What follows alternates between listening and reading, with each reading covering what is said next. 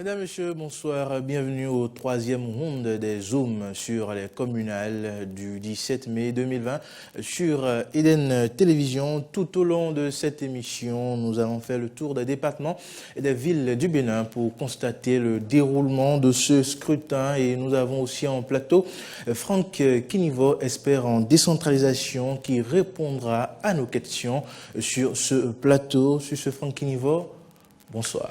Bonsoir chers confrères, bonsoir chers téléspectateurs. C'est toujours un plaisir pour moi de venir dans vos studios. Merci pour l'invitation. Eh bien, merci d'avoir répondu à notre invitation. Piqûre de rappel, nous sommes aux 4e élections à l'ère de la décentralisation. 5 partis sont en lice, le Bloc républicain, l'Union progressiste, le Parti du renouveau démocratique PRD, les Forces Cori pour un Bénin émergent FCBE, l'Union démocratique pour un Bénin nouveau UDBN. 3860 postes de conseillers sont en jeu dans 546 arrondissements pour 77 villes. Ils sont du 8100 candidats, dont près de 100 ont déjà perdu la vie avant ce jour du scrutin.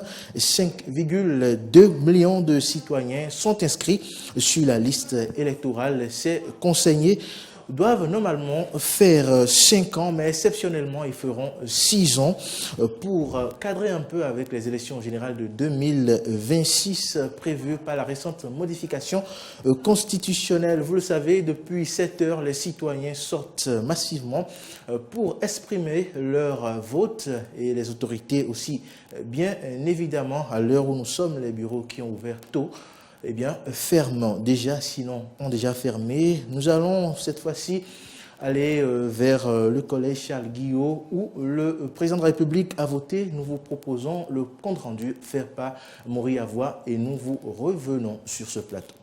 Il sonnait 9h10 quand le cortège du chef de l'État, président Patrice Talon, s'est immobilisé devant le centre de vote érigé à l'école primaire publique Charles Guillot au quartier Zongo de Cotonou. En compagnie de son épouse, le chef de l'État est descendu de sa Mercedes pour se diriger vers le poste de vote numéro 2 où sa femme, la première dame, a accompli son devoir civique. Juste après, ce sera le tour du président de la République d'accomplir son vote au poste de vote numéro 3. Le couple présidentiel se retirera ensuite de la cour de l'école pour un bref bain de foule. Patrice Talon a salué la population qui s'est déplacée sur les lieux pour assister à son vote.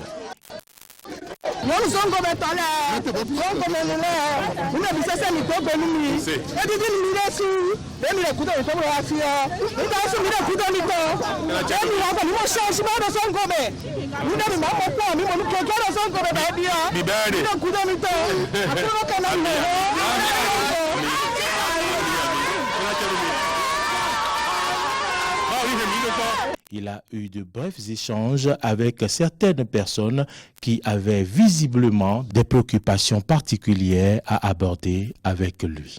Le chef de l'État prendra enfin congé de ces populations sous des applaudissements de cris et des slogans à son avantage.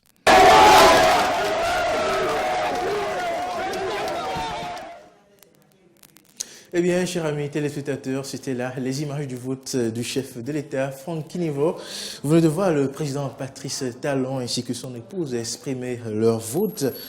Ces élections sont sujets à polémique. Vous le savez, plusieurs partis non en lice et bien d'autres citoyens ont appelé au boycott en raison de la crise sanitaire que nous vivons, de la pandémie du Covid-19, désormais la Covid-19. Cette sortie, ce vote du chef de l'État, est-ce que c'était un peu pour rassurer les citoyens, pour inviter les citoyens à sortir, pour montrer qu'il n'y avait pas péril dans la demeure, pour contrer un peu les critiques? Oui, merci beaucoup. Je crois que dans une démocratie, il y a des institutions fortes qui sont incarnées par des personnalités.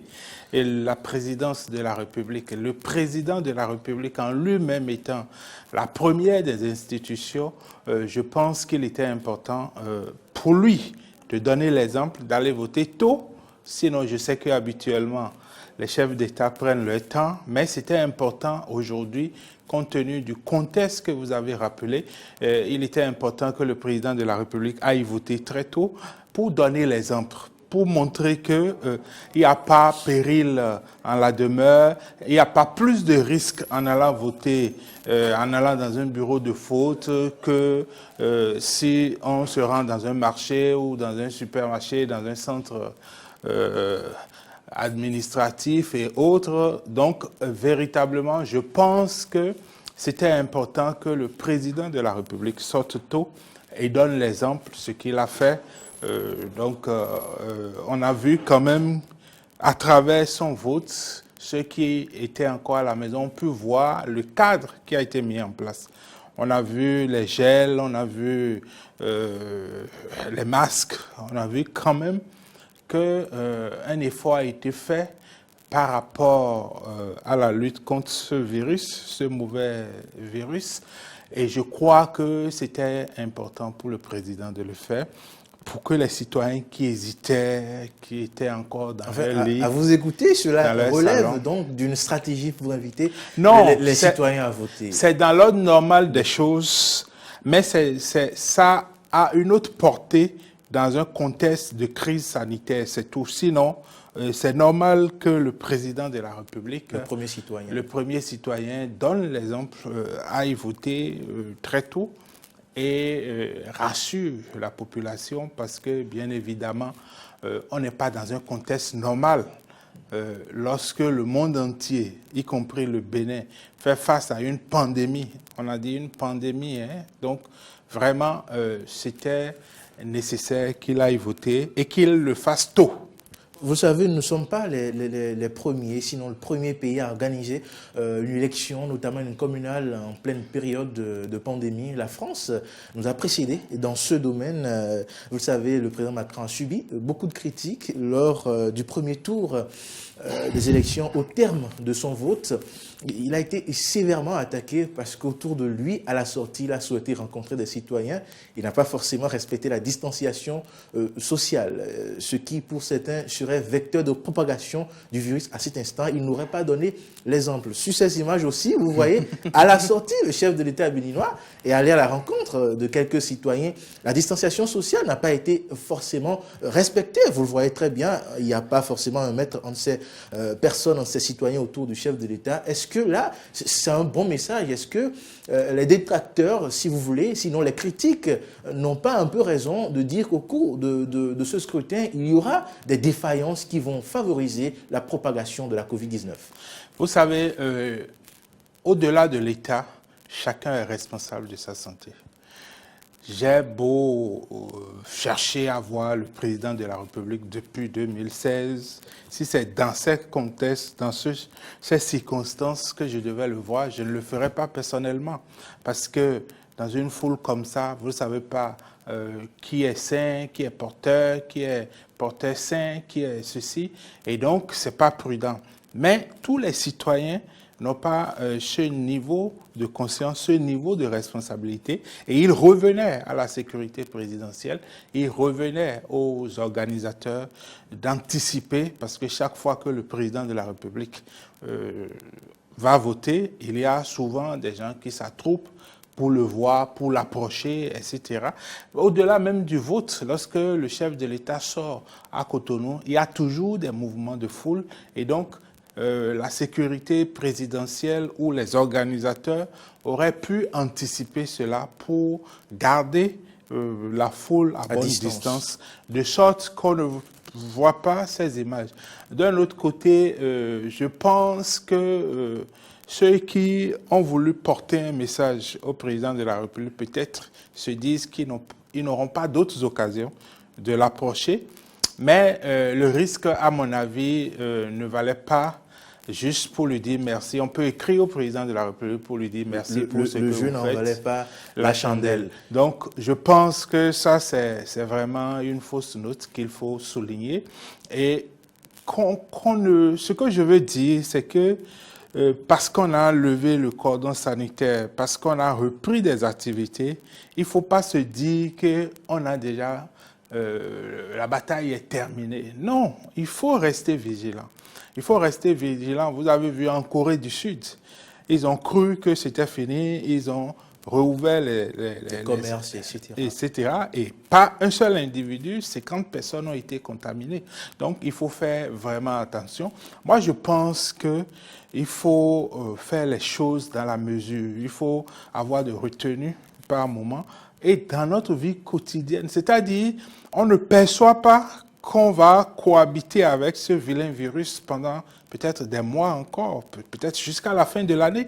Donc, il faut interner, il faut comprendre les mesures barrières, se les sur une longue durée. Voilà. Une fausse note observée dans ce vote du chef de l'État, qui à sa sortie n'a pas forcément respecté la distanciation sociale avec les citoyens. Eh bien, d'autres personnalités sont également allées exprimer leur vote au cours de cette journée, comme la présidente de l'IDBN, l'Union démocratique pour un Bénin nouveau, Claudine Prudencio. Je vous invite à suivre un extrait de la présidente. Je crois qu'on va regarder si les uns et les autres ont respecté toutes les mesures. Je remercie le gouvernement pour avoir pris cette décision d'aider quand même nos concitoyens à voter et dans la sérénité, je vais dire, parce que le gouvernement a pris quand même des dispositions pour que nos concitoyens puissent observer les mesures barrières contre le coronavirus. Et là, j'ai constaté que tout se passe bien. Mais il semble qu'il y a encore des gens qui ne sont pas sortis pour voter. Je leur demande de sortir massivement pour venir accomplir leur devoir civique. Moi, je viens de le faire, donc tout le monde doit le faire. Je crois qu'il y a 5 millions de votants, un peu plus quand même. Il faut que tous ces 5 millions et quelques de votants sortent pour voter, pour pouvoir choisir le conseil municipal à venir. Eh bien, vous venez d'écouter la présidente de l'IBBN, Claudine Fiavi Prudencio, au terme de son vote. Je vous rappelle, au cours de cette émission, nous allons recevoir nos correspondants sur le terrain qui vont nous faire le point du déroulement du scrutin un peu partout sur le territoire béninois. Que retenez-vous déjà des propos de l'honorable Claudine Fiavi Prudencio? Non, je crois qu'elle a appelé ses compatriotes au vote et j'observe qu'elle a respecté quand même les règles sanitaires. C'est déjà ça. Le reste, c'est l'appel au vote. Donc, je crois que ça s'est bien passé à son niveau et qu'on peut lui donner une bonne note pour avoir respecté les mesures sanitaires. Eh bien, Franck Kinivo, la question essentielle que tout le monde se pose à l'intérieur et à l'extérieur du pays, quels sont les enjeux de ces élections communales? Alors, les enjeux de ces élections communales, on peut les catégoriser en deux. On a les enjeux politiques. Ces enjeux-là sont des enjeux superficiels qui sont quand même très importants. Je vais parler, par exemple, des premières élections inclusives, entre guillemets, que nous observons depuis 2016. Ça, c'était un enjeu important, qu'au-delà des deux partis qui étaient aux législatives, qu'on puisse avoir de nouvelles formations politiques. Ça a été fait. Deuxièmement, je pense que l'enjeu aussi, c'est que on va élire des conseillers qui, à leur tour, vont élire des maires. Et ces maires vont parrainer les candidats pour la présidentielle de 2021. C'est aussi un enjeu politique qui s'est greffé. On est bien évidemment dans un contexte de réforme du système partisan où le nouveau système est toujours en train d'être testé. Et je constate aujourd'hui que il y a des règles de 10% qu'il faut avoir au niveau national pour pouvoir prétendre à la répartition des sièges au niveau des arrondissements. Comme je l'ai dit, c'est un enjeu national qui est venu se greffer à un scrutin de proximité. Pour moi, ça n'a pas sa place, mais c'est la loi que nous avons. Donc nous devons observer ces règles-là. Et du coup, on va assister à des éliminations de formations politiques et ça peut entraîner aussi leur mort politique parce que vous voyez, ce qui se joue aujourd'hui, et c'est pour ça que pour moi, il était important que les uns et les autres sortent pour voter, c'est que si des partis sont éliminés aujourd'hui, ces partis ne peuvent pas participer à la présidentielle. Et du coup, quel sera leur avenir? Donc ça, c'est un enjeu politique extraordinaire parce que parmi les 5 partis, nous avons des formations politiques historiques. Le PRD. Le PRD qui est, disons, le seul survivant de tout ce que nous avons eu depuis 1990. Ensuite, nous avons 2 nouvelles formations politiques qui devraient confirmer ce qui s'est passé 1 an plus tôt.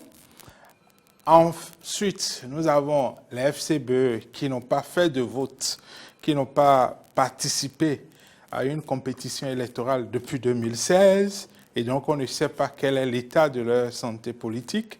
Il y a eu des problèmes énormes sur le plan interne. Pendant la campagne électorale, on ne les a pas vraiment vus. Donc, ça, c'est aussi un enjeu, le score des FCBE. Enfin, il y a l'UDBN qui s'est battu, surtout ici au niveau de la région méridionale du pays. On m'a dit qu'il y a eu une forte campagne à l'intérieur du pays, une forte mobilisation également à l'intérieur du pays. Je pense que aujourd'hui, nous assistons à 2 événements politiques majeurs. Des formations politiques vont probablement recevoir des coups de grâce. Une nouvelle génération d'acteurs politiques va émerger. Et donc, vous voyez, quand on parle des communales en 2015, en 2008 et en 2003, il n'y avait pas véritablement d'enjeux politiques. Les enjeux politiques, c'était est-ce que l'opposition allait contrôler les grandes villes ou le parti au pouvoir allait se maintenir dans ces villes-là. Mais regardez tous ces enjeux politiques qui sont venus se greffer sur les vrais enjeux de ces élections. Et donc, ça montre qu'on devrait se mobiliser. Je ne dis pas de prendre des risques. On ne peut pas avoir les scores, les taux de participation de 60%, 70% qu'on avait l'habitude d'avoir jusqu'en 2016. Non, mais quand même une participation au-delà de 40% serait déjà souhaitable et acceptable. Donc ça, c'est les enjeux politiques. Maintenant, il faut revenir aux enjeux même de ces élections parce que ces élections, c'est pour renouveler les assemblées communales et municipales, c'est pour renouveler les exécutifs au niveau des communes. Des localités. Et donc, on aura, pour moi, 3 enjeux essentiels à ce niveau. Premièrement, c'est de consolider tout ce qui a été entrepris depuis 2003 par rapport à la démocratie locale. On a fait beaucoup, tout le monde s'est focalisé sur la démocratie locale, qui est l'un des enjeux de la décentralisation. Ça veut dire quoi? Ça veut dire qu'à la conférence nationale, lorsque les pères fondateurs de cette nouvelle république étaient en réflexion à l'hôtel PLM à Lejo, ils se sont dit, pour que la démocratie que nous voulons expérimenter puisse fonctionner réellement et ne soit pas une démocratie institutionnelle, il était important que chaque citoyen expérimente cette démocratie-là à un niveau réduit. Mais depuis le temps, c'est tout le contraire que nous avons observé. Non, il y a eu des expériences. Il n'y a pas véritablement eu l'expérimentation de la démocratie. Non, il y a eu dans nos assemblées locales. Même il y a surtout eu de l'achat de conscience il y a surtout de la politique aérienne, mais la politique au vrai sens, où les citoyens participaient au développement. Non, il y a eu des expériences. Ce n'est pas parfait. Ça, il faut le reconnaître. Mais quand on parle de démocratie locale, il y a 3 volets. Il y a participer à la prise de décision. Deuxièmement, il faut des mécanismes pour suivre la mise en œuvre de ce qui a été décidé. Troisièmement, il faut recevoir ce qu'on appelle la reddition des comptes. Et je vous assure que, par exemple, dans pratiquement toutes les communes, il y a des mécanismes, par exemple, pour élaborer le budget annuel de la commune, pour élaborer ce qu'on appelle le PAI, le plan annuel d'investissement. Il y a une tournée que le maire organise. Il se déplace dans les arrondissements à l'intérieur de la commune et reçoit les attentes et les avis des populations. Nous allons revenir sur ces enjeux très intéressants. Nous allons recevoir dans quelques minutes, sinon maintenant, Amen Didier Rumpenoundi, notre descendant, dans le plateau. Amen Didier Rumpenoundi, bonsoir. Oui, bonsoir à vous, et bienvenue dans le plateau. Merci beaucoup. Depuis ce matin, vous êtes sur le terrain, vous y êtes encore, pour observer pour nous et nos téléspectateurs le déroulement du scrutin des communales de ce jour 17 mai 2020. Alors, Amen Didier Rumpenoundi, que peut-on retenir du déroulement des communales dans l'Ouémé et le plateau? Dans l'Ouémé, eh bien, nous retenons que le scrutin s'est bien déroulé. Que ce soit à Porto-Novo, à Greg-B, dans la commune de Saint-Méthodi, à Bacon, à Fond-Centre, jusqu'à Tango et à Adjoum, eh bien, nous avons observé le scrutin. Nous avons pris par tous les bureaux de vote sur le Sénat pour avoir plus de précision sur le déroulement du vote. À Greg-B, quand on est arrivé au niveau de l'arrondissement de Greg-B, eh bien, le dispositif de lavage de mains on trouve à ce niveau et avec discipline, les citoyens ont pris part au scrutin. Et un peu à la maison d'un jeune de Greg-B, eh bien, les citoyens ont fait beaucoup marcher pour voter. Et il faut dire qu'à ce niveau, au niveau du Greg-B centre, les populations sont sorties convenablement pour aller accomplir leur devoir civique. Même chose au niveau de l'EPP, de la place publique de Péonin, toujours dans la commune de Saint-Méthodi, effectivement à Greg-B, les citoyens sont sortis massivement, comme cela se doit, pour aller accomplir le devoir civique. Mais dans l'ensemble de ces localités, eh bien, ça avoisine la moitié du nombre au niveau de chaque poste de vote. Ce qui est sûr, que ce soit dans la commune de Saint-Méthodi et à Greg-B environ où nous sommes allés, le constat est qu'ils sont beaucoup plus sortis que ce qu'on a observé le matin dans Porto-Novo et à Bacon et à Zorway, dans la commune d'Afro-Misérété. Nous avons observé que les citoyens sont sortis massivement. Toutes les questions de respect des mesures barrières ont été prises en compte par les citoyens qui sont venus accomplir leur devoir civique. Merci Amen. Didier Rumpenoundi, est-ce que des incidents ont été notés dans l'Ouémé et Plateau? Le matériel était disponible durant tout le long du scrutin? Le matériel était disponible partout où nous sommes passés, sauf le matin à l'EPP Camédier, il y a eu un dysfonctionnement au niveau du tampon de la Sénat qui nous permet d'identifier les bulletins de vote. Eh bien, il y a eu ce matériel qui n'avait pas très bien fonctionné et le coordinateur d'arrondissement a été obligé de venir promptement pour résoudre le problème et ça a démarré comme cela ce soir.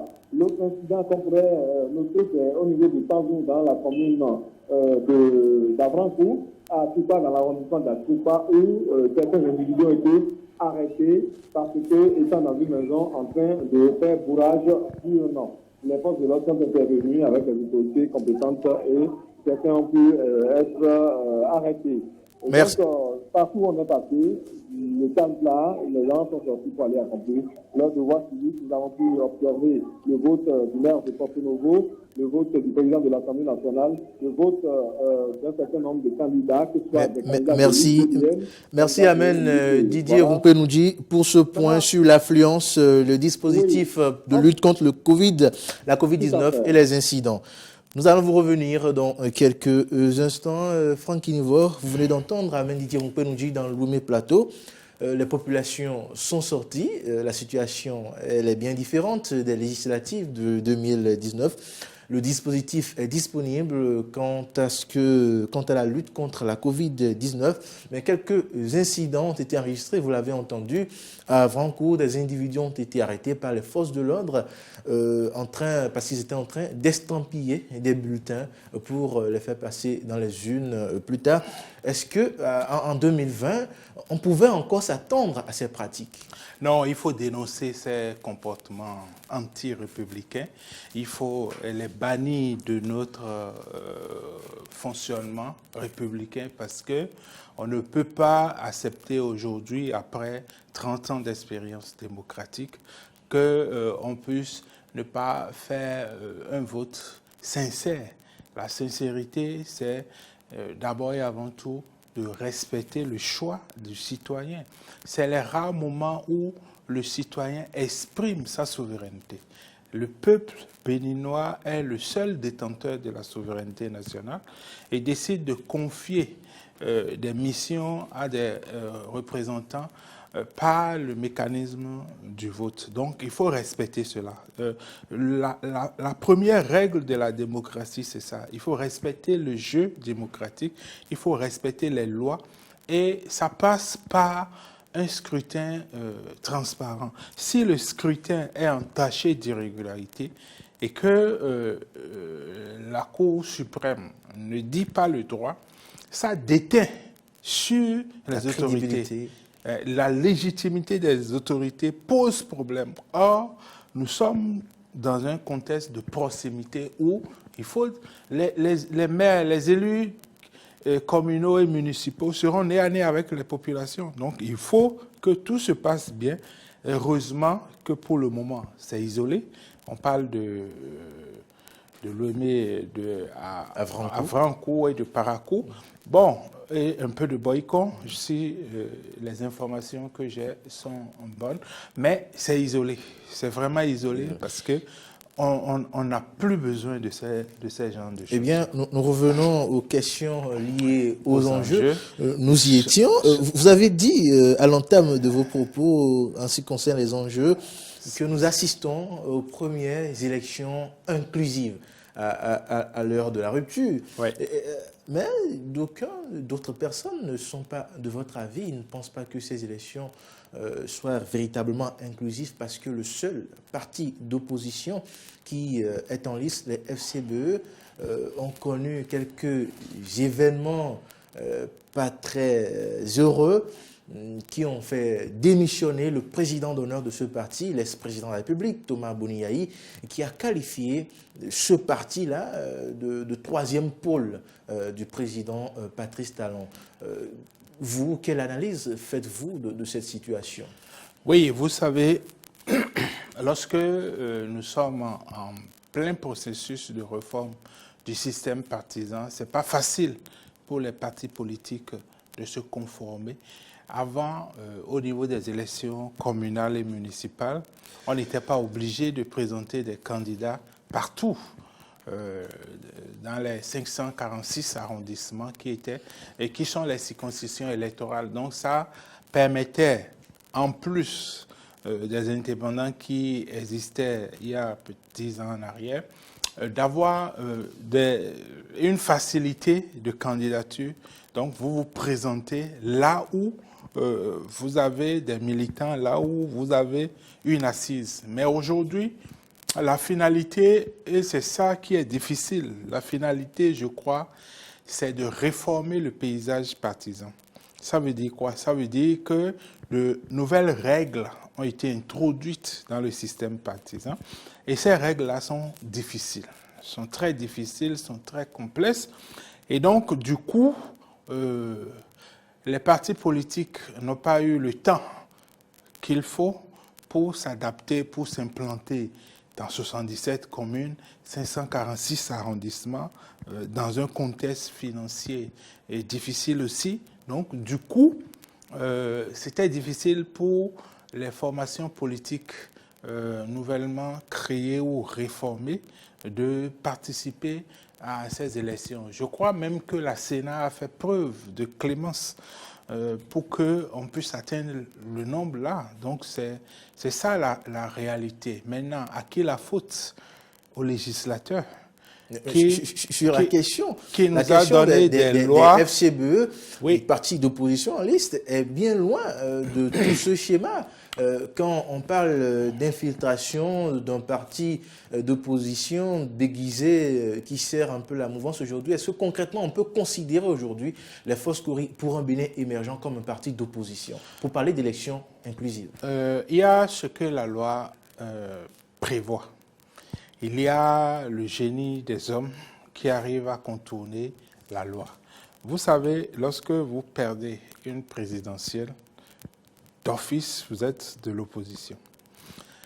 C'est ce qui est arrivé aux Forces Cori pour un Bénin émergent.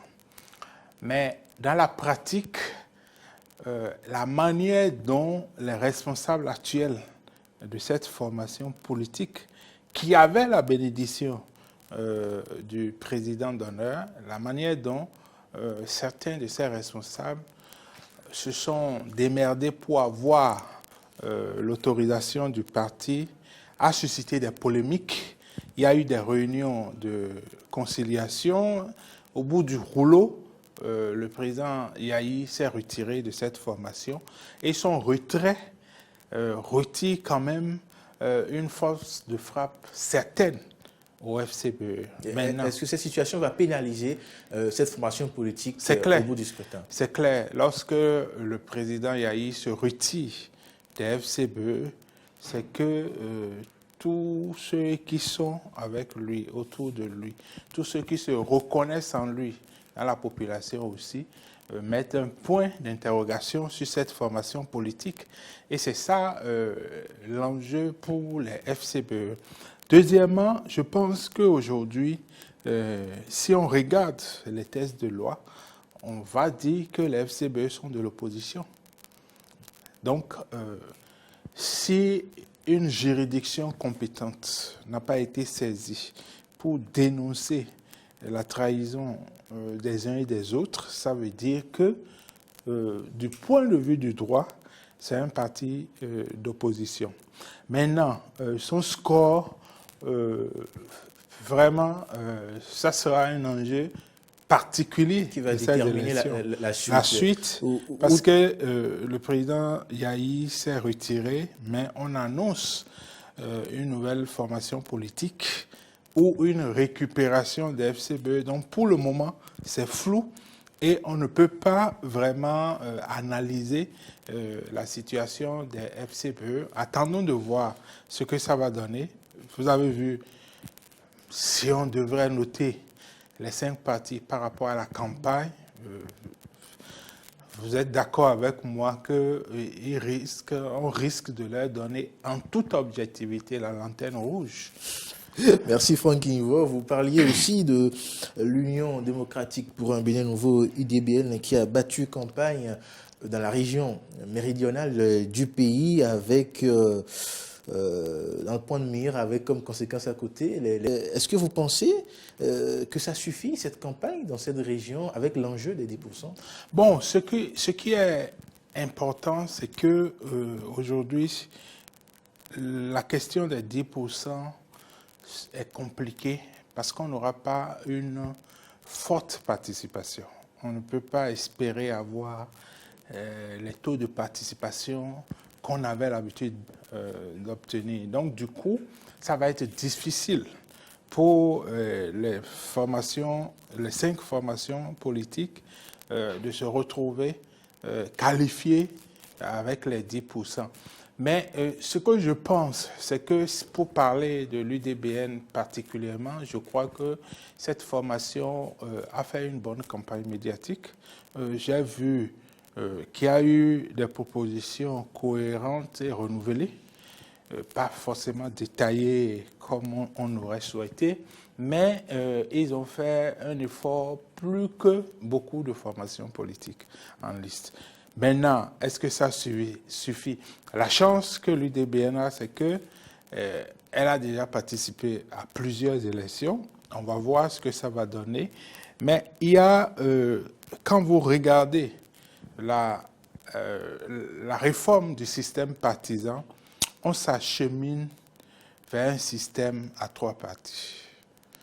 On va s'acheminer à un système à 3 partis où 2 partis ensemble vont contrôler le pays.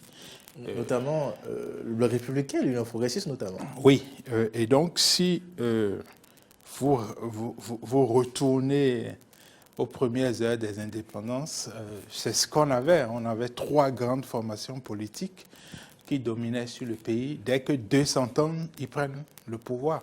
Elles prennent le pouvoir. Donc ça, on s'achemine probablement vers un système à 3 partis politiques, mais connaissant l'engouement des Béninois pour la chose politique, il y aura beaucoup de mouvements, il y aura beaucoup de formations politiques qui vont naître entre les élections communales et municipales et la présidentielle. Mais le problème, c'est que ces formations ne pourront même pas aller à la présidentielle parce qu'il y a un enjeu de parrainage. Eh bien, nous allons revenir sur l'enjeu de parrainage après l'élément du vote du président de la Cour constitutionnelle. Eh bien, Joseph Diogbenou a également exprimé son droit de vote ce jour. Je vous invite à suivre ses propos au terme de son vote. Comme tout citoyen, nous sommes non pas tenus.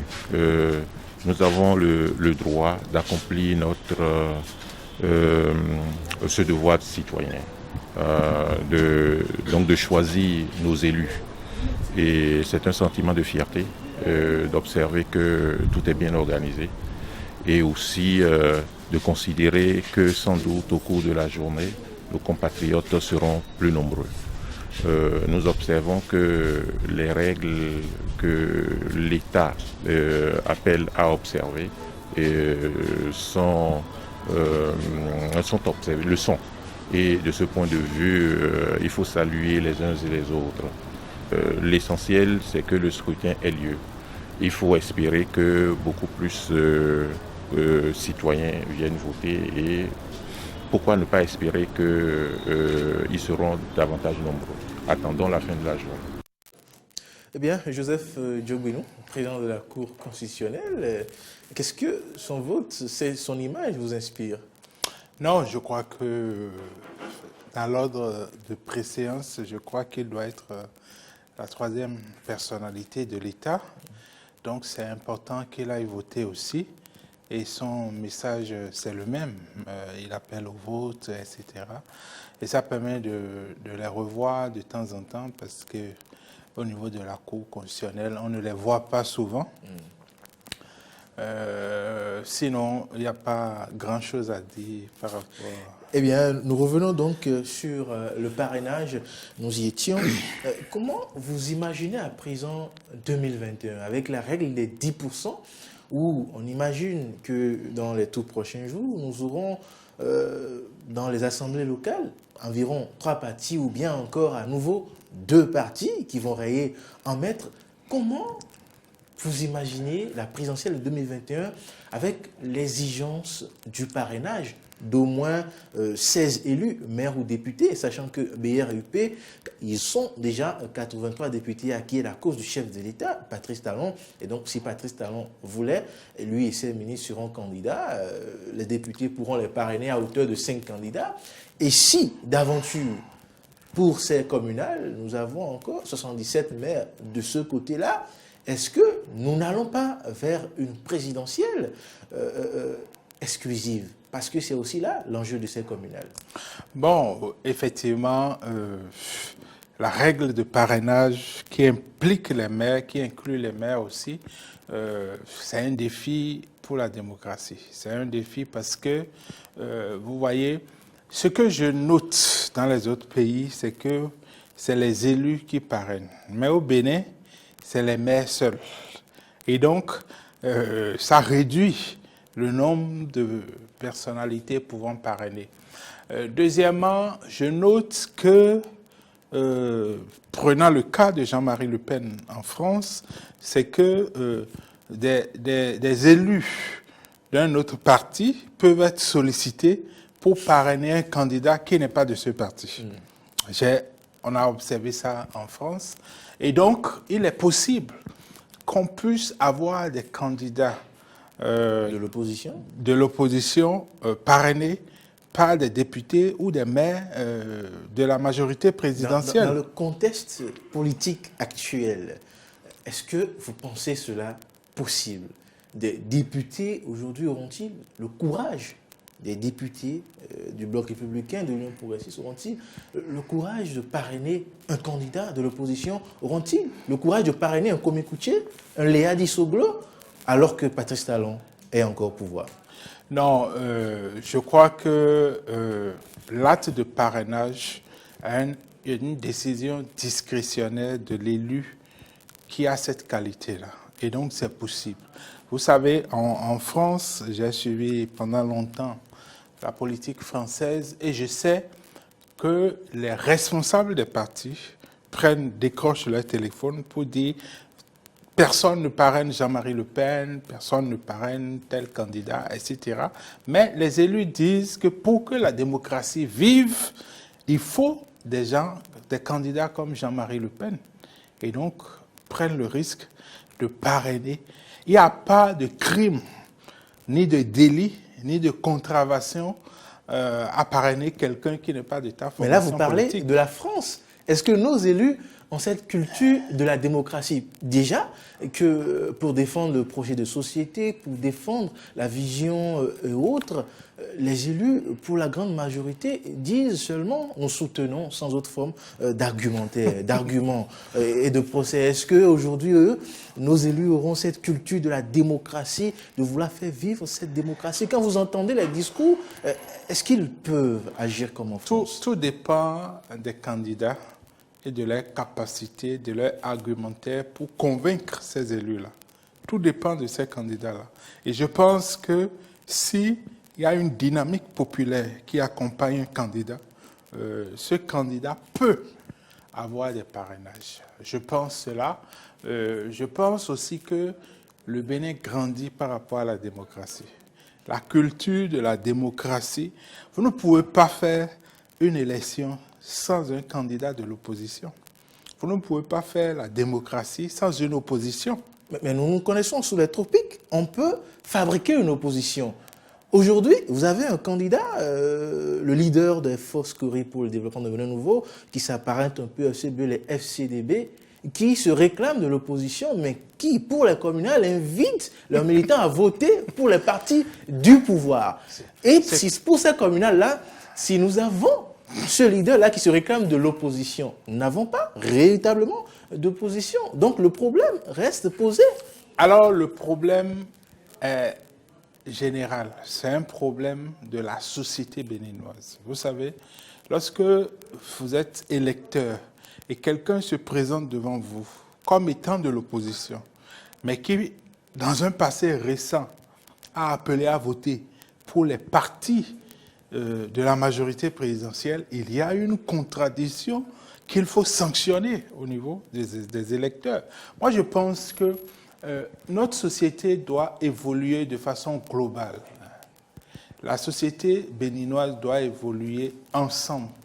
Et nous devons nous imposer des règles d'éthique, des règles morales, des règles républicaines dans la politique. On ne peut pas dire qu'on est de l'opposition et appeler à voter pour les partis de la majorité présidentielle. Ce n'est pas normal. Une question à laquelle vous allez répondre après le passage d'un élément témoin, est-ce que nous serons appelés dans les jours à venir, parce que le président Patrice Talon ne l'a pas exclu, à modifier à nouveau notre constitution? Est-ce que dans ce cadre, il ne faudrait pas mieux que nos députés permettent aux élus dans les localités, je parle des conseillers municipaux et autres, eux-mêmes de parrainer et des candidats? Vous allez répondre tout à l'heure.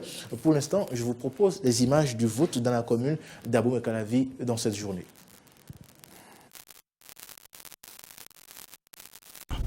Je viens d'accomplir mon devoir civique, mon devoir de citoyen.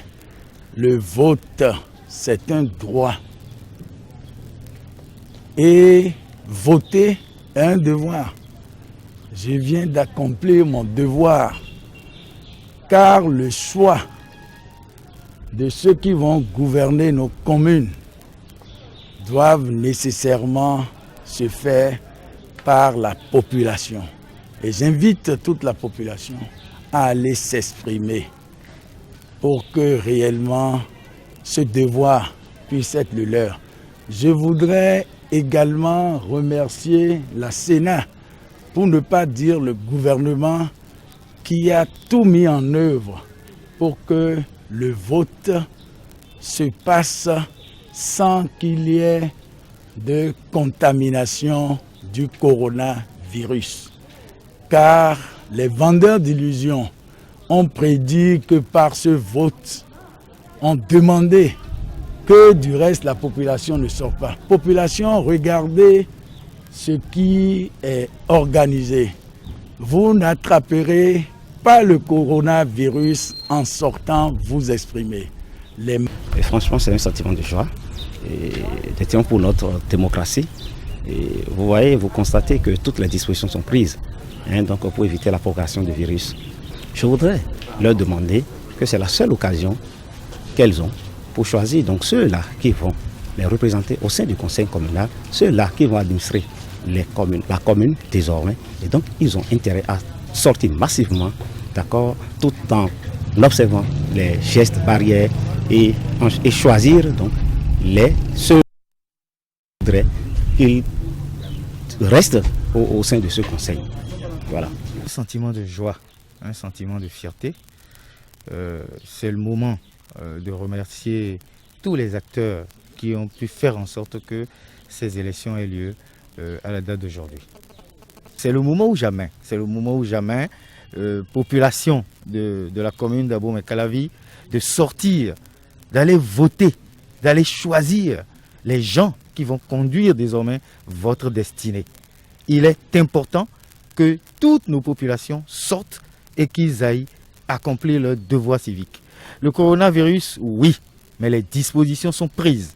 Dès que je suis arrivé ici, j'ai d'abord lavé mes mains, ensuite le gel, et vous le constatez très bien, j'ai mon cache-nez, et cache-nez encore disponible pour tout le monde. Donc je crois, même quand vous venez à votre cache-nez, vous êtes invité à prendre un autre pour rentrer chez vous. Je crois que les dispositions sont prises et bravo à la Sénat, bravo au gouvernement. Étant un droit, en même temps un devoir, je viens d'accomplir le mien. Eh bien, nous avons en ligne Franck Danton de Nord-Sud Quotidien depuis le Septentrion. Franck Danton, bonsoir. Oui, bonsoir Fréjus Sévlan, bonsoir chers amis auditeurs de Diaspora. D'où vous nous appelez? Je vous appelle du 1er arrondissement de Parakou. Nous sommes en train de suivre les dépouillements actuellement. Ah d'accord. Quelle est l'ambiance dans ce bureau de vote? En tout cas, tout se passe très bien par ici. Le décompte est déjà fait. Et puis voilà, les agents de bureau de vote sont en train de mettre les choses déjà au point pour pouvoir convoyer vers le coordonnateur d'arrondissement. Est-ce qu'on observe un engouement autour de ce dépouillement comme par les années antérieures? Ah oui, parce que les représentants des partis politiques sont venus, en tout cas, à quelques minutes de la fin des votes. On a eu au moins un monde fou. Jusqu'à maintenant, le monde est resté en train de suivre tout de près par ici. Et le décompte est fait devant tout le monde. Et puis, le force en tout cas, l'agent de sécurité qui est sur les lieux aussi, en tout cas, suit tout de près. Et puis, tout s'est bien passé, en tout cas. Est-ce que des incidents sont observés, Franck Danton, ou bien est-ce qu'on a observé des incidents depuis le matin jusqu'à l'heure actuelle? Les incidents, oui, par moment, et surtout, à part le retard qui est dû au manque de kits par endroit dans le premier arrondissement ainsi que le deuxième arrondissement, je pense que ceux-là ont démarré vers 12h, 5 minutes, ils vont finir un peu tard. Donc, nous allons nous diriger vers là-bas tout à l'heure pour pouvoir rester dans la nuit et voir tout de près avec eux. Et à part ça, après le dépouillement, il y a d'abord, après le dépouillement, on voit partout dans le 2e arrondissement actuellement que c'est les FCDE qui sont en train de prendre la tendance. Nous n'allons pas nous hasarder vers les tendances actuellement. Une dernière question avant de vous laisser, Franck Danton. L'affluence, que peut-on ou que doit-on retenir de l'affluence? On retient seulement que nous sommes en train de nous renouer comme ça au festin électif, le festin électif plutôt que nous observons entre-temps. Parce que on voit tout le monde est en train de vouloir voir mon parti a eu combien, et puis dès qu'on a le résultat, et puis on reste les débats autour, et puis chacun prend son chemin pour aller vers d'autres bureaux de vote. Ça circule un peu partout dans la ville actuellement. Merci Franck Danton. Oui. Franck Vinivo, le dépouillement est en cours. Nous n'allons pas nous hasarder vers les tendances. Il faut attendre 0 heure. Il faut attendre 0 heure, bien évidemment. Mais vous l'avez vu, les citoyens sont toujours autant passionnés par le dépouillement. Preuve de ce qu'ils affectionnent encore la démocratie et qu'ils participent à ce processus. Oui, partout où les candidats, dans toutes les circonscriptions électorales où les candidats ont bien fait la campagne, ont bien mobilisé les électeurs, il y aura un engouement. C'est vrai que la campagne a été essentiellement médiatique, mais les visites à domicile sans drainer de foule, tout ça, ça a permis aux électeurs de se décider et d'aller voter dans certaines localités. Dans les grandes villes comme Cotonou, c'est difficile de sillonner les maisons, c'est difficile d'aller voir les électeurs chez eux, parce que quand même la densité démographique est élevée. Elle est énorme. Et donc, il y a dans des maisons, vous pouvez avoir jusqu'à 8 foyers. Donc, c'est difficile. Mais à l'intérieur du pays, ça peut se faire, les gens peuvent... Et c'est ça qui, malgré la pandémie, si la pandémie permettait des meetings et la mobilisation des électeurs, on aurait eu un bon taux de participation. Parce que ici, il ne s'agit pas de quelqu'un qui est loin de vous. Il s'agit d'un élu de proximité. Et donc, c'est facile de susciter la mobilisation des électeurs. Mais la campagne médiatique qui est nouveau et qui ne pénètre pas. Vous savez, quand vous écoutez quelqu'un à la télévision, ce n'est pas la même chose si vous allez le voir physiquement et vous l'écoutez. Donc ça a dû forcément déteindre sur le taux de participation. D'autres questions liées à ces communales et un peu plus dans votre domaine de la décentralisation. Franck Vinivo, on parle des élections communales, mais force est de constater que beaucoup de citoyens ne comprennent pas forcément qui est élu. Conseillers communaux, comment on passe de conseillers communaux, chef d'arrondissement au maire qui est conseiller communaux. C'est un flou terrible. Pouvez-vous nous éclairer sur cela? Oui, vous savez, quand on parle de décentralisation, c'est qu'on a créé des collectivités territoriales dotées de la personnalité juridique, de l'autonomie financière et ayant des domaines de compétences propres, administrés par des organes élus. Et ces organes-là sont au nombre de 2. Il y a l'Assemblée locale, le conseil communal dans toutes les autres communes et conseil municipal à Cotonou, Porte-Novo et Parakou, qui sont des communes à statut particulier. Ça, c'est l'organe délibérant. C'est le collège des conseillers qui décide. C'est eux qui disent ce qu'on doit faire. Mais pour le dire, il faut qu'ils aillent vers la population. Deuxièmement, il y a l'organe exécutif, c'est le maire. Le maire pris en lui-même et aidé par les adjoints. Donc, ça, c'est au niveau communal. Maintenant, lorsque nous votons aujourd'hui, nous élisons les conseillers communaux et les conseillers municipaux. Dans quelques jours, ils vont se réunir et ils vont élire d'abord le maire, ils vont élire les 2 adjoints dans les communes ordinaires, les 3 adjoints dans les communes à statut particulier. Ensuite, quand vous prenez les communes à statut particulier, tous les CA sont des adjoints au maire. Donc à Cotonou, Parakou, Porte-Novo.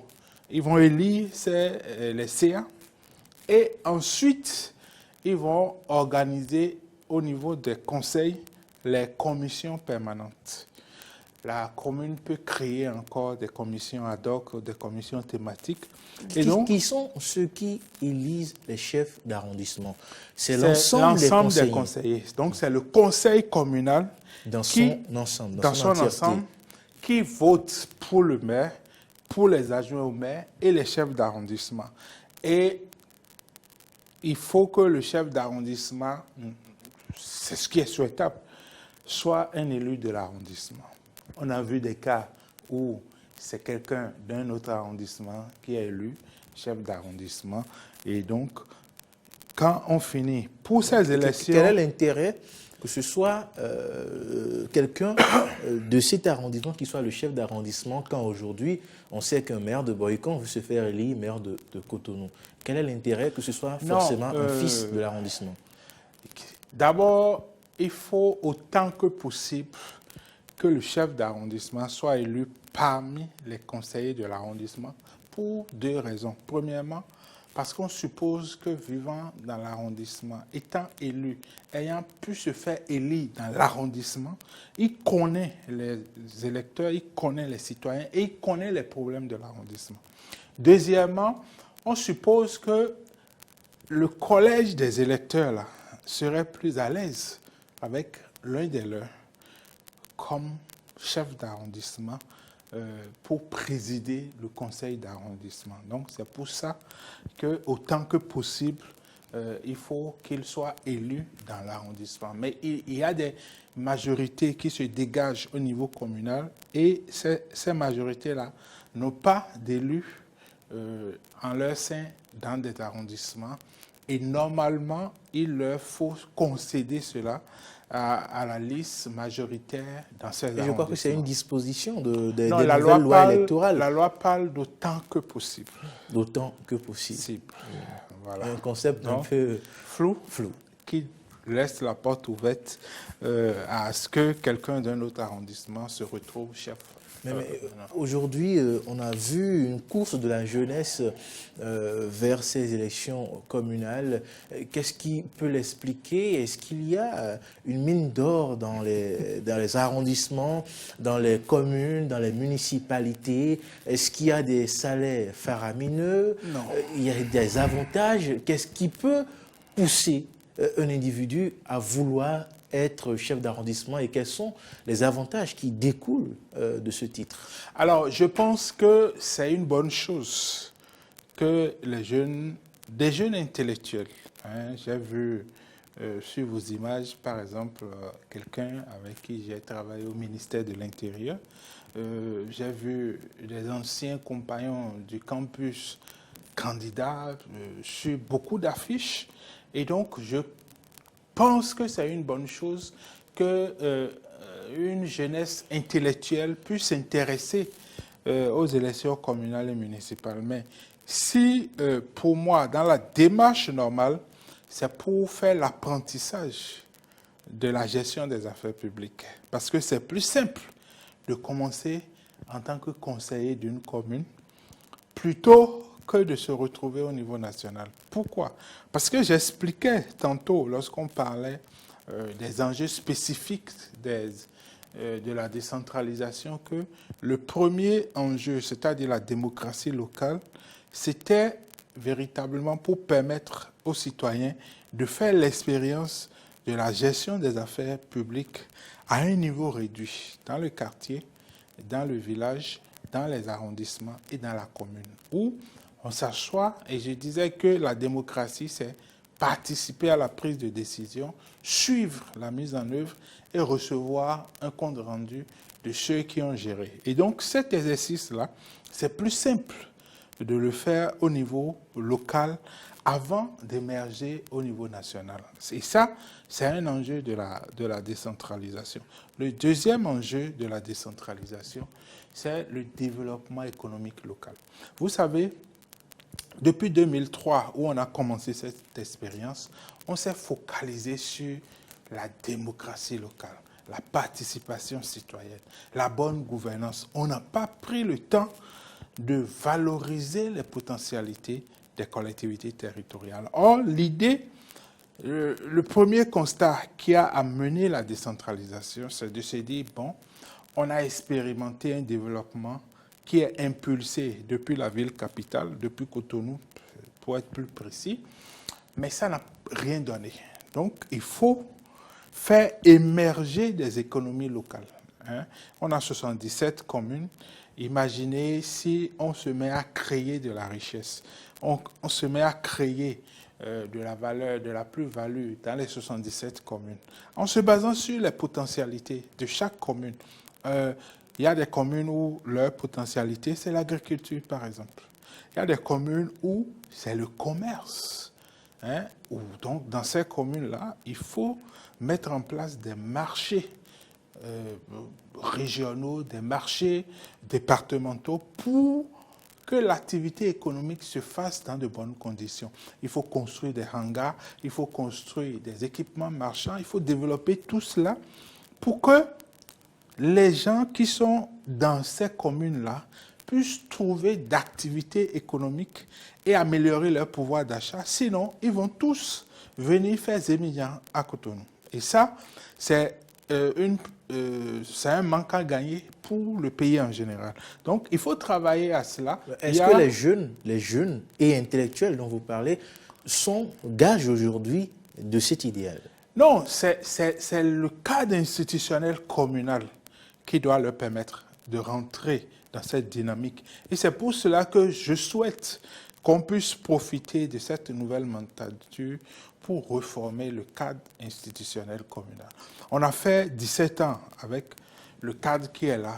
Ça n'a pas véritablement marché. Moi, je plaide pour deux choses. Premièrement, il faut revoir le conseil communal pour en faire véritablement le haut lieu de la démocratie dans les communes, où les gens s'asseyent. Vous savez, dans des pays pas très loin de nous, les sessions du conseil municipal, comme ils disent dans ces pays-là, c'est des événements où les gens viennent, les gens suivent, les gens participent, écoutent ce qui se dit. Et donc, on sort de là avec des décisions et il y a des séances de reddition de comptes. Je suis content que le ministre de la décentralisation ait rendu obligatoire au moins 2 séances par an. Il faut aller plus. Moi, je pense qu'il faut faire des redditions de comptes trimestriellement. La démocratie locale, la participation citoyenne, ce n'est pas seulement la reddition de comptes. Donc, il faut faire les redditions de comptes, mais il faut amener les citoyens à décider si nous avons besoin de 10 salles de classe, mais nous avons les moyens pour faire 5. Il faut consulter les populations. Où est-ce que vous voulez prioritairement qu'on mette ces salles de classe, ces centres de santé, ou quelles sont les pistes prioritaires qu'il faut réflexionner, etc. Donc, il faut mettre en place un dispositif au niveau de l'Assemblée communale pour que la démocratie s'expérimente et que cela ait des ramifications au niveau des arrondissements, au niveau des quartiers de ville et des villages, pour que, par exemple, si nous avons notre session ordinaire en février ou en mars, je crois que la loi dit mars, dès février, il faut que l'ordre du jour aille dans les quartiers de ville, dans les villages, dans les arrondissements, pour que les gens disent « Ah, vous voulez parler de telle chose, voilà ce que nous pensons. » Et que ce travail-là soit porté par les conseillers, parce qu'ils viennent d'un quartier, ils viennent d'un arrondissement. Et donc, à partir de ce moment, il y a un débat sérieux qui se mène en conseil. Et les gens apprennent la démocratie par ce biais-là. Il faut réformer le cadre institutionnel pour permettre tout ceci et éduquer aussi la population pour qu'elle adhère à ce cadre institutionnel, pour participer activement à ce processus-là. Au niveau du deuxième organe, l'exécutif, vous savez, le maire la fonction, et ça je le dis aux jeunes intellectuels qui se sont engagés, la fonction de maire est la fonction la plus difficile de la République. Parce que vous devez être en permanence sur le terrain. Un ministre, c'est quand il veut, c'est quand il y a d'inauguration, c'est quand il y a des manifestations qu'il va sur le terrain. Mais le maire doit être quotidiennement sur le terrain. Donc, il faut réformer l'organe exécutif, c'est-à-dire la mairie. Il faut réformer l'administration locale. Il faut s'inspirer des modèles qui ont marché. Et moi, je trouve qu'il y a 2 modèles qui marchent dans l'administration. C'est les entreprises, le modèle managérial des entreprises. Vous allez dans le secteur privé, les gens sont dynamiques, orientés vers des objectifs. Les agences aussi ont fait leur preuve. Soit le maire fonctionne comme une agence de développement ou une entreprise de développement. Et du coup, on a des branches stratégiques, opérationnelles, je veux dire. On a l'économie locale, qui est une priorité absolue. Donc, il faut travailler, il faut une branche opérationnelle en matière d'économie locale. Il faut les services sociaux de base. Vous savez, on doit travailler, les pays qui nous ont dévancés l'ont fait. Ils étaient comme nous, il y a quelques années en arrière. Ils se sont assis, ils ont dit, voilà l'état des lieux. Voilà là où nous voulons aller. Voilà les ressources qu'il faut. Chaque année, dès qu'on a un peu de ressources, on étend la couverture des services sociaux de base. Donc, il faut une planification. Il faut un service qui s'occupe des services sociaux de base. Les services administratifs, on veut légaliser, on veut pièces d'identité et autres. Il faut numériser tout cela, de sorte que le citoyen, dès qu'il est identifié, on sait qu'il veut renouveler sa pièce d'identité. Il vient, c'est 2 minutes. On prend la photo, la taille, peut-être qu'il a grandi entre-temps. Et s'il a actualisé son adresse, il le fait. Et puis c'est fini. Mais regardez comment les gens font une queue terrible pour demander une carte d'identité. Il faudra désormais rapprocher plus l'administration des administrés en mettant les outils adéquats, le numérique au service de tout cela. Une autre question, Franck Kinivo. Aujourd'hui, beaucoup de personnes se posent la question. Les conseillers communaux, il paraît que certains n'ont jamais mis pied dans les sessions communales et autres, sinon 1 ou 2 fois, parce qu'il n'y a pas de salaire. Qu'est-ce que les conseillers communaux gagnent au Bénin? Les conseillers communaux ne sont pas des salariés. Ceux qui reçoivent des indemnités mensuelles, c'est le maire, les adjoints au maire et les chefs d'arrondissement. Mais les autres conseillers, quand ils sont dans une commission ad hoc ou permanente, ils reçoivent des primes. Je sais que le ministre des Finances avait envoyé une circulaire pour recadrer cela. Mais vous allez à une session, vous êtes payé pour les 3 jours de session ordinaire. S'il y a des sessions extraordinaires, vous êtes payé pour ces sessions-là. Bon, ce n'est pas grand-chose. Mais l'idée, ce n'est pas que c'est un emploi. Parce que vous travaillez et vous venez lorsqu'il y a des sessions.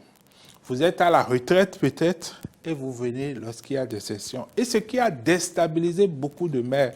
Et si vous allez dans les mairies aujourd'hui, vous voyez des bureaux où on a mis bureau des conseillers.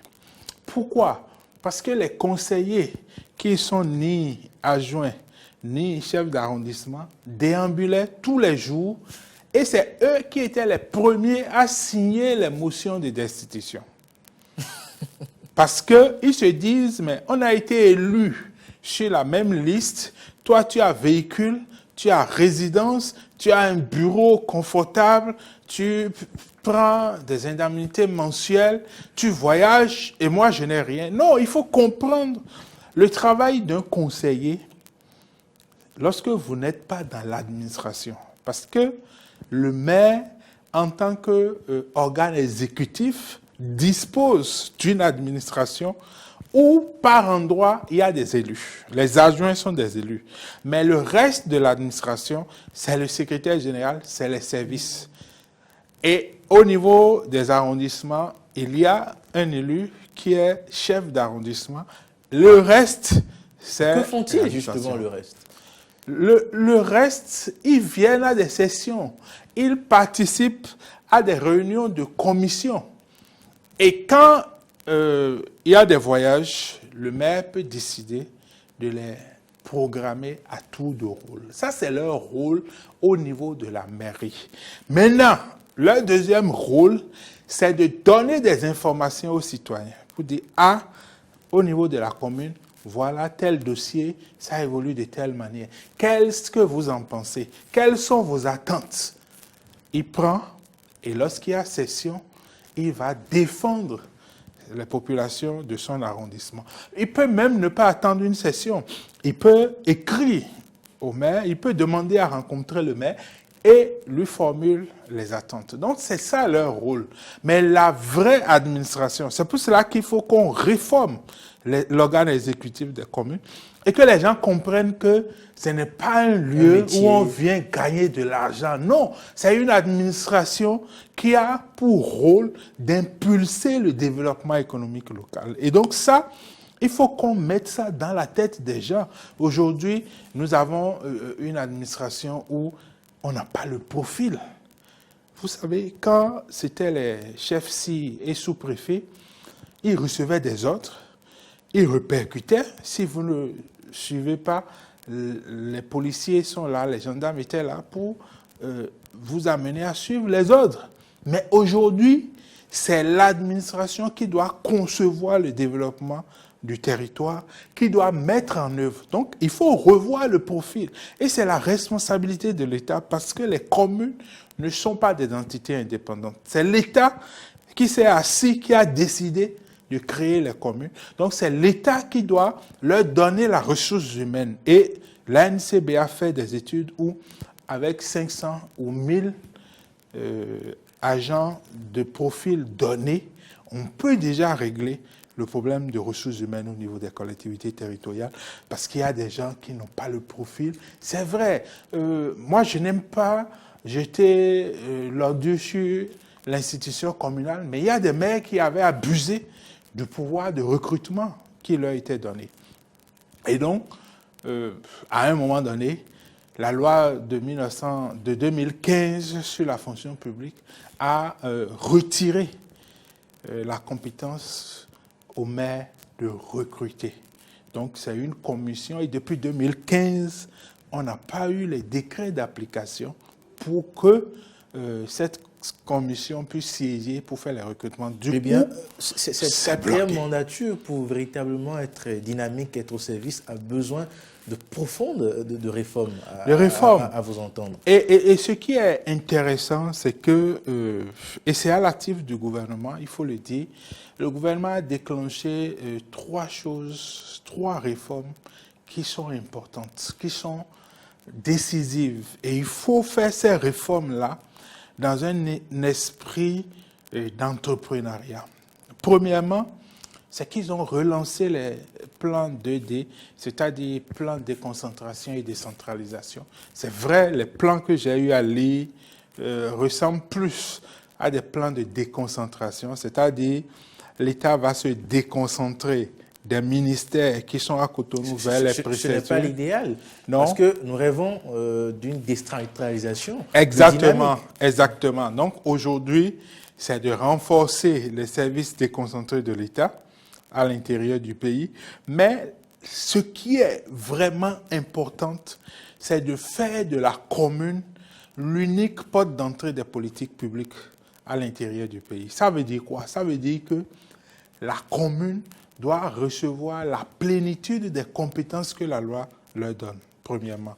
Deuxièmement, la commune doit disposer des ressources humaines, financières, que l'État utilisait par le passé pour mettre en œuvre ces compétences-là, de sorte que si la commune est reconnue comme l'unique porte d'entrée des politiques publiques qui relèvent de sa compétence, on a au niveau de la commune une administration de développement qui est là et qui accompagne les ministères, le secteur privé, les partenaires techniques et financiers à développer le territoire. Et donc ça, c'est un défi majeur. Je disais qu'il y avait 3 réformes en cours. Il y a la réactivation des plans 2D. Il y a actuellement la relecture de la politique nationale de décentralisation, déconcentration. Donc, il faut introduire des éléments nouveaux, des éléments capables de déclencher le développement économique local. Au niveau local. Troisièmement, il y a les tests qui sont en train d'être révisés pour enlever les insuffisances qu'on a observées après 17 ans. Et ça, c'est aussi important de regarder avec le gouvernement, la société civile, les élus, pour sortir un code général des collectivités territoriales à la mesure des ambitions que nous donnons à notre décentralisation. Merci Franck Kinivo. Eh bien, on parle de décentralisation d'élection du 17 mai. Le maire de la commune de Boycon, candidat dans le 13e arrondissement de Cotonou, a voté également à Gla-Yoloma-Outon dans l'école primaire et publique de cet arrondissement. Eh bien, je vous invite à suivre le maire Luc Atropo au terme de son vote. Je voudrais commencer par avoir une pensée pieuse pour les candidats qui ont commencé cette campagne mais qui n'ont pas pu finir. Il y en a eu quelques 3, 4 ou 5 qui sont décédés. Je voudrais présenter mes condoléances à toute leur famille. Je voudrais saluer la fiabilité des dispositions sanitaires prises. Je pense que la Sénat a joué sa partition.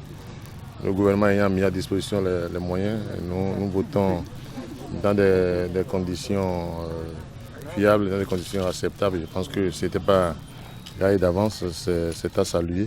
Que le meilleur gagne. L'essentiel pour nous, c'est le développement de nos différentes communes. L'essentiel pour nous, c'est que nos communes soient mieux gérées. L'essentiel pour nous, c'est que les citoyennes et les citoyens, dans le cas d'espèces, les Cotonoises et les Cotonois retrouvent le mieux-être. Merci. Non, mes impressions est que je suis arrivé, mais je suis un peu satisfait. Et j'invite toute la population de sortir massivement pour aller accomplir leurs devoirs. Je n'ai constaté aucune irrégularité, mais tout se passe très bien. Eh bien, vous venez de suivre Luc Atropo qui a des ambitions pour la ville de Cotonou. Les prochaines heures, les prochaines semaines vont nous dire s'il aura l'occasion d'implémenter ce qu'il pense bien pour la capitale économique. Un mot à ce sujet? Non, je crois que j'ai apprécié le candidat, je l'ai dit à plusieurs reprises, et pas moi seul, beaucoup de personnes placent beaucoup d'attentes, beaucoup d'espérance en lui, et je souhaite qu'il soit à la hauteur de ces attentes-là. Mais déjà, on verra s'il tire son épingle du jeu au terme de ces élections. Oui, il ne faut pas vendre la peau de l'ours avant de l'avoir tué. C'est les citoyens qui décident de qui sera plébiscité, de quelle liste sera plébiscitée ou non. Mais je pense que la ville de Cotonou a besoin véritablement, je n'aime pas trop ce mot, mais de rupture. Je préfère le nouveau départ. La ville de Cotonou a besoin d'un nouveau départ en matière de démocratie locale qui n'existe pratiquement pas dans la ville, en matière de développement économique local, c'est-à-dire un développement qui est impulsé par la municipalité et les populations. Ce n'est pas ce qui vient du gouvernement. Oui. Ce qui vient du gouvernement est un complément. Mais si vous prenez Cotonou, et si il y a une véritable municipalisation de Cotonou, vous allez voir que les maraîchères, les femmes qui sont dans le commerce, dans les activités génératrices de revenus. Vous voyez, on a une ville qui a des arrondissements à différentes vocations. Il y a le grand marché d'Antokwa, il y a la zone administrative, il y a la zone commerciale. Donc, il faut donner des fonctions économiques à chacune de ces zones-là. Il faut organiser cela. L'État ne peut pas faire ça parce que l'État n'agit pas directement sur le territoire de Cotonou. Donc, il faut organiser. On est dans une ville où on plante beaucoup d'arbres, mais qui ne survivent pas. Et donc, chaque année, on replante. Il faut trouver des méthodes pour verdir vraiment la ville de Cotonou. Il faut organiser la démocratie à Cotonou. Il faut que les Cotonnois soient consultés. Il y a tellement de choses à faire à Cotonou. Il y a une marge de progression énorme pour la ville. Mais je comprends aussi que les conseillers qui ont été élus à Cotonou depuis 2003 ont été dans deux phases. Dans une phase d'inertie, parce que celui qui était le maire était quand même un ancien président de la République, et du coup, on ne pouvait pas s'exprimer, on ne pouvait pas s'opposer à lui, véritablement. J'ai assisté à des sessions du conseil municipal où vraiment, quand le président Soglo s'assoit, bon, tout le monde est content, tout le monde va dans son sens, etc. Pas qu'il le demandait forcément. Non, c'est son charisme. En inertie. C'est son charisme. Oui, c'est son charisme qui paralysait un peu les gens. Oui. Mais pas qu'il... Et le respect... Voilà, pas qu'il imposait une sorte de dictature. Non, pas du tout. Voilà. Et le respect dû à son rang. Vous voyez des conseillers se lever pour dire « Ah, monsieur le président, la communication que vous venez d'introduire, on ne peut pas l'adopter, ceci. » Non. Ensuite, il y a une deuxième phase où les gens ont commencé par s'exprimer un peu. Et dès que le maire Liadi Soglo est parti, c'est vraiment le règne du chantage dans la mairie de Cotonou. Donc, il faut remettre... Ça ne sera pas facile parce que 49 conseillers, c'est pas facile de gérer 49 personnes. C'est plus de la moitié de l'Assemblée nationale. Ces 49 personnes ont des attentes parfois antagonistes, parfois personnelles et autres. Donc, il faut concilier tout cela. Mais je pense que le parti ou les partis qui vont se mettre ensemble pour dégager le maire vont travailler à ce que le maire puisse avoir les coups de franche pour gérer la ville. Parce que Cotonou a besoin d'être réformé. Le Cotonou a besoin d'être réformé autant que les autres villes du Bénin. Mais une question d'actualité, est-ce que les communes ont les moyens de leur ambition? Vous savez, sur cette question, il faut clairement dire, à l'heure où nous parlons, les ressources que l'État transfère aux collectivités territoriales.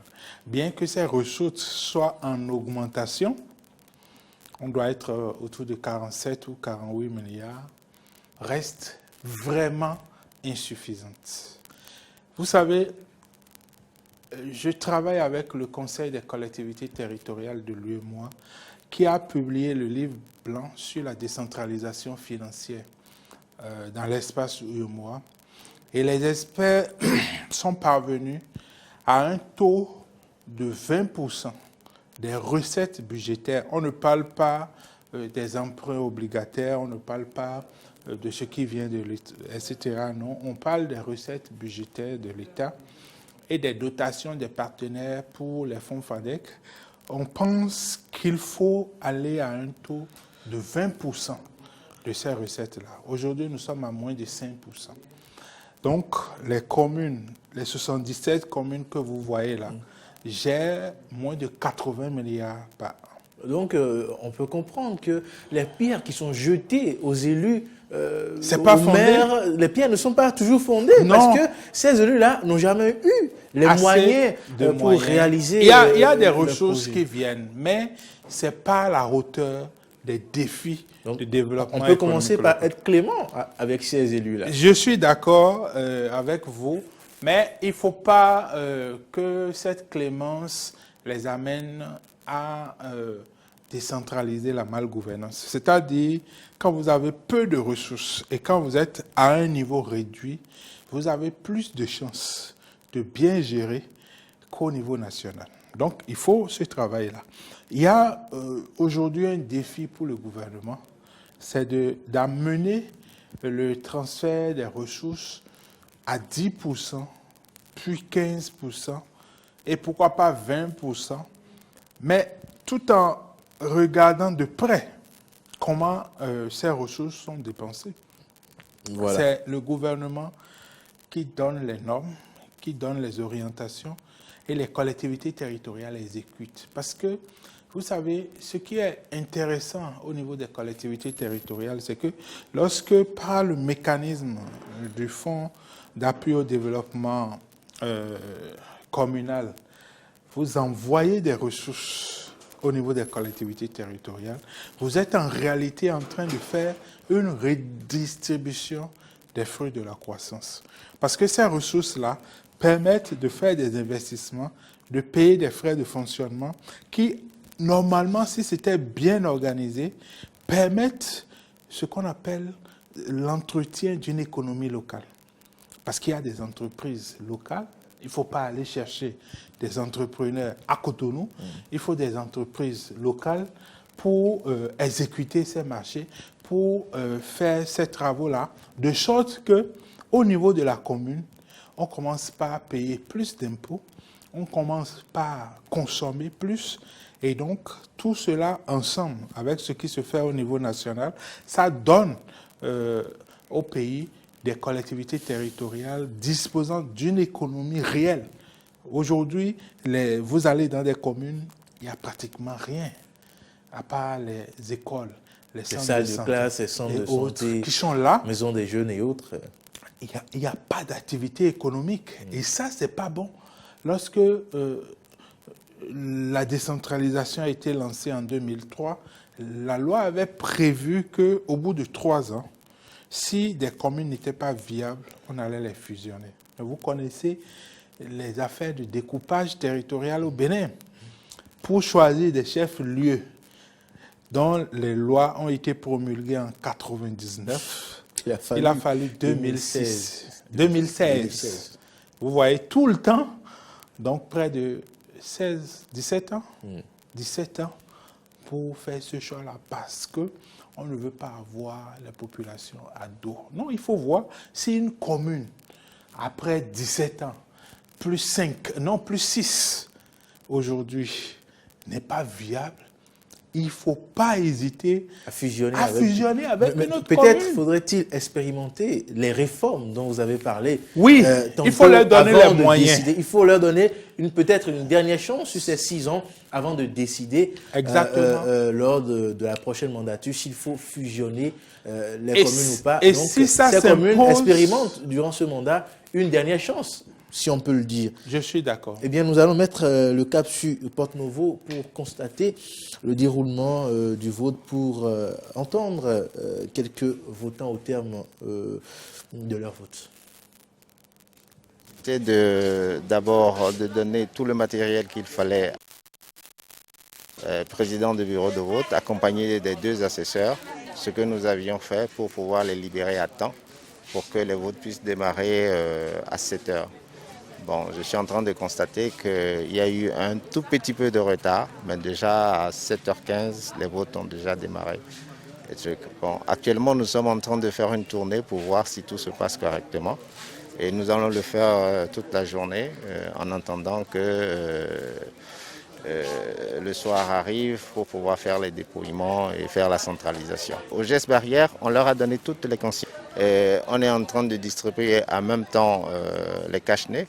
Et il y a le gel qu'on distribue, qu'on essaie de donner à chaque votant avant de lui donner le bulletin de vote.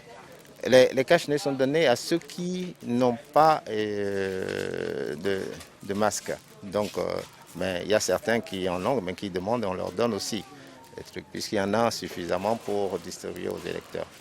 Nous avons démarré le vote à 7h00 et pas de problème jusque-là. Les électeurs sont en train de venir à petits coups, mais pas de problème majeur, on n'a rien pas comme problème. Quand l'électeur vient, il va chez le premier assesseur, il s'enregistre là-bas, moi je lui donne l'encre et le gel, il rince sa main, je lui donne aussi son cache-nez, je lui donne son bulletin, il va voter, il repasse chez le premier assesseur pour prendre sa carte. C'est comme ça que nous faisons. Tout a démarré déjà à 7 h déjà, parce qu'avant 7 h, tous les agents de Faux Euros sont déjà au point, et les matériels aussi. Et à 7 h, on a commencé. En tant que représentant du chef quartier, ma mission, c'est d'observer, et s'il n'y a pas de problème, et si les agents ont quelques difficultés, ils me font appel et j'interviens. Comme d'habitude, il n'y a pas d'incident majeur. Et ça s'est bien déroulé. Et pour le moment, il y a peu d'affluence quand même. Eh bien, nous allons à présent dans le Monokoufo où citoyens et autorités ont également exprimé leur droit de vote. Vraiment heureux d'accomplir cette mission chaque fois que cela est nécessaire. Je suis à la Maison du Peuple. À ce centre-là, déjà, vraiment, ce n'est pas ce qu'on attendait à cette heure-ci. Il est 9h, disons, 18. Le gouvernement a quand même pris toutes les dispositions pour qu'il y ait une forte participation. Je crois que peut-être vers midi ou vers 15 h que les choses vont rentrer finalement en ordre. Je crois qu'il faut demander à tous les citoyens de sortir massivement pour aller accomplir leurs devoirs civiques et prier les jeunes, les enfants, de prendre toutes les dispositions pour être beaucoup plus sereins. Vraiment, c'est des sentiments de joie et de gratitude à Dieu que nous ayons accompli cet acte citoyen aujourd'hui. Je crois que tout se passe très bien. Je vais profiter pour appeler tous ceux qui sont à la maison de se rendre donc à leur vote pour accomplir cet acte citoyen. Nous espérons que ce soir, nous aurons de bons résultats. Eh bien, ainsi, nous avons parcouru plusieurs départements, plusieurs villes. Nous avons constaté que les populations sont sorties pour exprimer le droit de vote. Les dispositions ont été prises effectivement pour limiter, freiner la propagation de la Covid-19 en ce jour de scrutin des communales. Quoique, à certains endroits, les mesures n'ont pas toujours été respectées, les mesures de distanciation sociale, notamment. Des incidents ont été également notés comme des individus qui se sont regroupés en certains lieux pour pré-estampiller des bulletins de vote, des matériels qui ne sont pas envoyés à temps, des bureaux de vote qui ont ouvert en retard. Nous avions vu tout ceci sur ce plateau avec Franck Kinivo, expert en décentralisation. Eh bien, il y a une question quand même auquel M. Kinivo n'avait pas répondu. Eh bien, petit à petit, nous mettons un thème à ce troisième round des zooms sur les communales. On parlait tantôt du parrainage qui est aussi un enjeu de ces communales parce que vous n'êtes pas sans le savoir. Les élus, députés et maires vont désormais parrainer les candidats à l'élection présidentielle. Donc, ça s'ajoute également à leur rôle désormais. Franck Kinivo, est-ce qu'il ne faut pas étendre le parrainage aux autres conseillers municipaux ou tout au moins aux chefs d'arrondissement pour que cela ne soit pas forcément et exclusivement les maires qui parrainent les candidats à la présidentielle? Oui, je crois qu'on n'a pas encore expérimenté les dispositions actuelles qui parlent de maires et de députés, mais on peut envisager cela parce que c'est pas vraiment...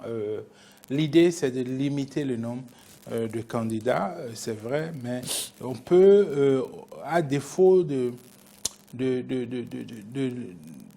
d'ouvrir à tous les conseillers communaux et municipaux, on peut ouvrir ça aux chefs d'arrondissement qui sont au nombre de 546 Et par voie de conséquence, parce qu'il faut expliquer aussi que en France, c'est 500 parrainages pour être candidat. Ici, c'est 16 seulement. Donc, il y a en proportion une sorte d'égalité. Si on ouvre le parrainage à beaucoup d'élus, il faudra augmenter le nombre de parrainages. Et donc, pour que ça s'équilibre, sinon, je crois qu'il y a 1815 ou 1830... 1815 titulaires, 1815 suppléants, ça fait 3000 et quelques. Postes de conseillers communaux et municipaux, c'est beaucoup. Je ne sais pas, mais on peut réfléchir à la question qui n'est pas du tout inutile.